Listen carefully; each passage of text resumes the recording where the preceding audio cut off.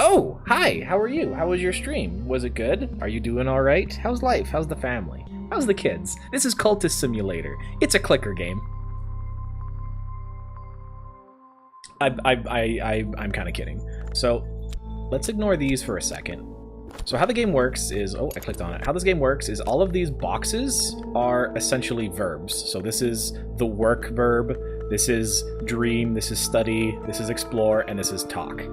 Each of these cards have different aspects, which are like, I guess like traits or features in like Magic or other card games. Awesome. Nice to hear that the kids are doing great. I love to hear. But each of these verbs have different aspects that can be popped into it. So this, you can put in cards that have the job aspect. You can put in cards that have...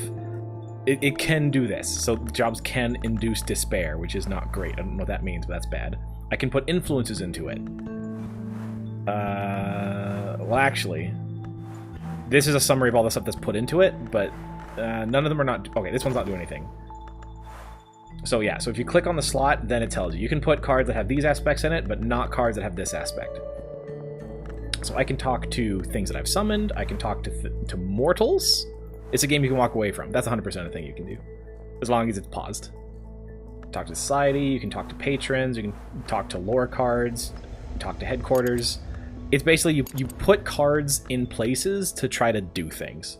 That's it. It starts off very simple. You have just work, and you have one card that will allow you to work. When you do that, then you get more cards. Either more, like, skills, I guess, because there's health, reason, and passion. These are, like, your three main resources.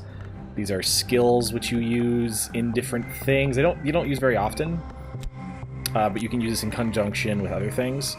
This erudition and this glimmering are, like...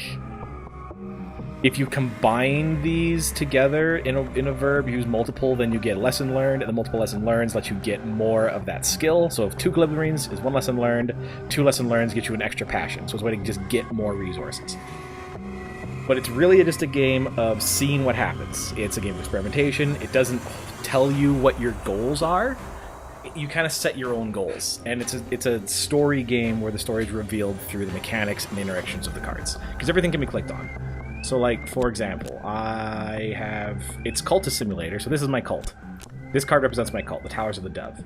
It's an occult society dedicated to all that has been lost and what may yet return. So that's like the little flavor text. And that kind of tells you a little bit. So things have been lost and what may yet return. I think that means I'm trying to, like, raise the dead. And then sometimes it'll text, like, you can use cults with talk to recruit or promote followers and on errands.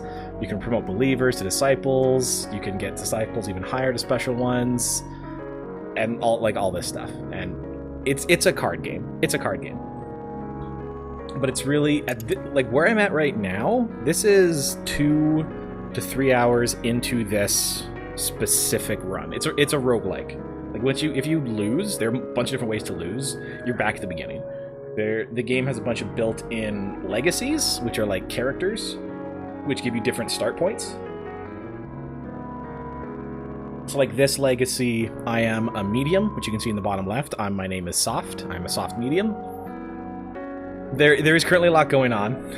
Don't worry about it. The cards just happen.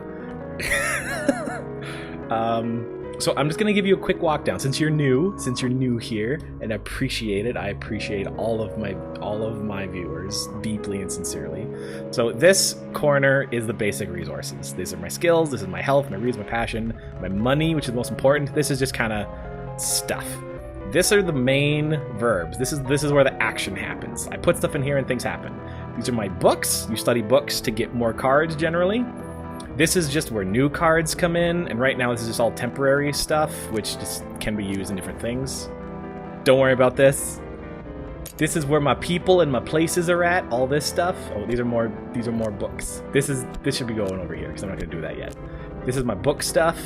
These are different languages I know, so I can if I have a book I can't read, I have to use the scholar card that matches the language, and I can use the book. These are all my people. These are places you don't worry about yet. And this is the magic corner down here. So this is the magic corner. Each of these colors is like a different...